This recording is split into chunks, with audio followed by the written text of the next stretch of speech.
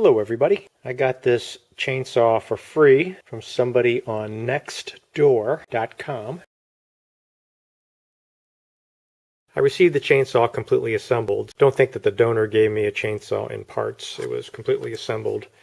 I've already taken the covers off of it and started to dig into it. The donor said that the chainsaw runs great, but it needs a new primer bulb. He's absolutely right about that. Here's the primer bulb. It's shot. So new primer bulb is inexpensive and very simple to install.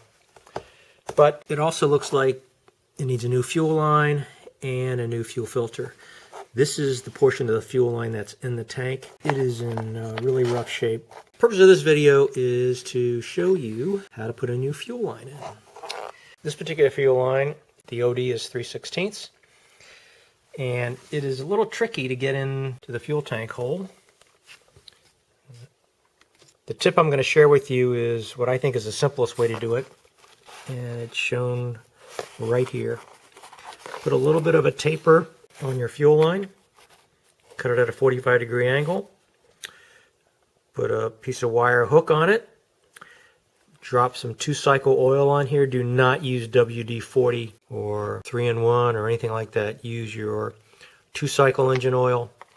Put a little bit of oil on the tip of this, and then fish the wire through the top of the tank and out the fuel cap, and you'll be able to pull the fuel line through.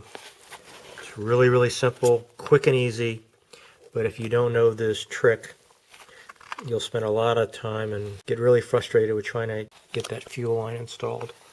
So that's the way I do it, and I thought I'd share the tip with you. So thanks for watching. If you found this video helpful, please give me a thumbs up, like, and subscribe to my channel.